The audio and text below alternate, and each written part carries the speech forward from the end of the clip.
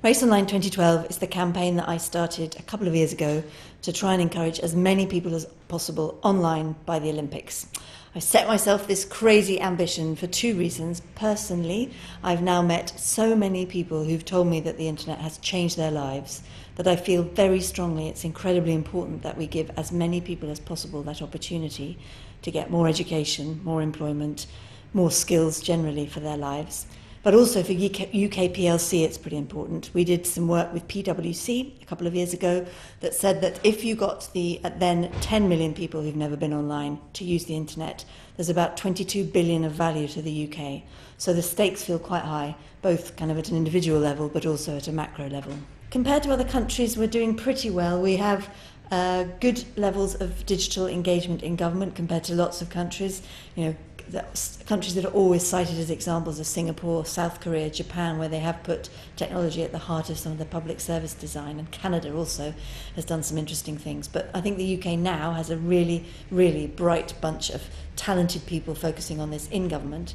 In terms of getting people online, the UK sits in the kind of middle to high end of the pack, but that's not good enough for me. I think having an ambition where everybody is able to use the internet or is able to engage with it is something that would really give the UK much more of a platform for growth, for managing people in a way that is really unusual, and we need those levers right now in this harsh economic climate.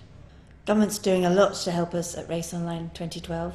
It's doing some things internally, so one of the big initiatives we're launching is to build up an army of digital champions, people who help people get online, someone in your family, through to someone in your workplace, through to someone you met at the school gates.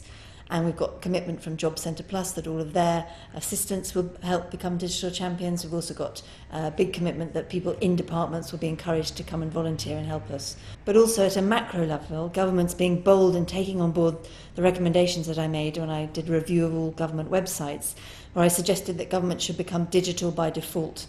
And this means that rather than justifying why you need to do things online, justify why you need to do them offline. So rather than, of course, people need to have that face-to-face support sometimes, and of course people need to use the phone, but rather than spending vast amounts on paper, or rather than spending vast amounts of time and energy saying that we don't need websites, let's put the web at the heart of public service design. So universal credit, big new service coming out of DWP, that will be an online service, and it will be a brilliantly designed online service, and only if you've got a real good reason why you can't use it online will you be able to use other channels. And that, I think, will drive many, many, many more people on the internet.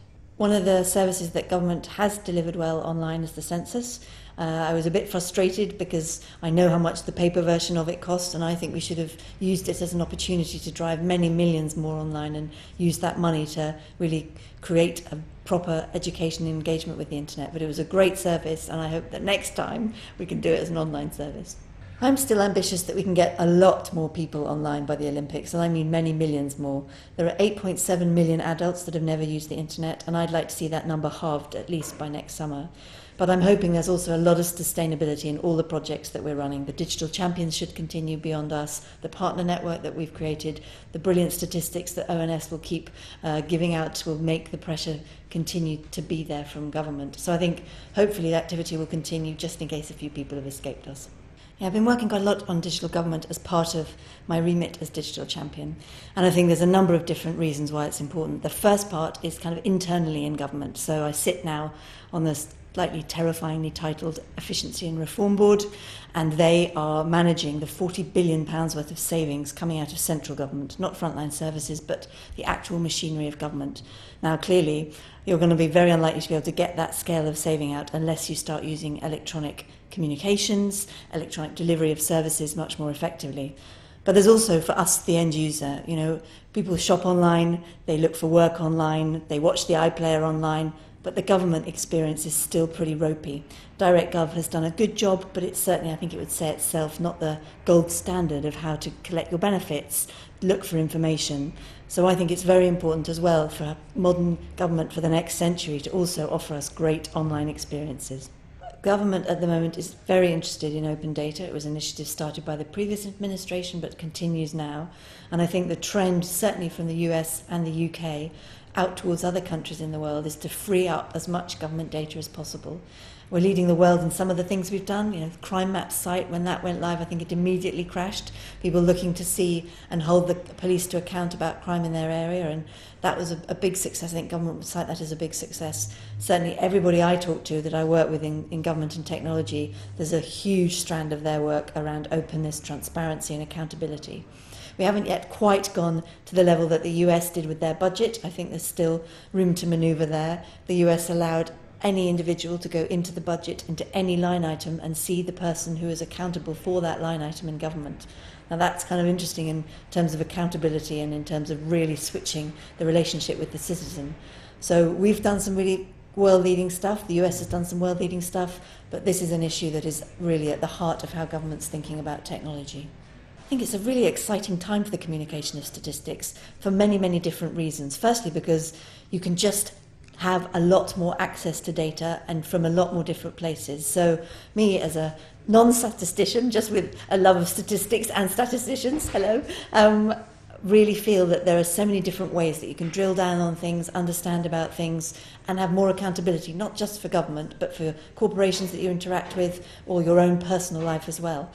There are also so many fabulous tools and layers of applications being developed that make statistics more interesting or more easy for people who are non-statisticians to understand, you know, from the guy who does the information is beautiful, beautiful kind of infographics around data, through to people building all sorts of clever apps that sit on top of the data.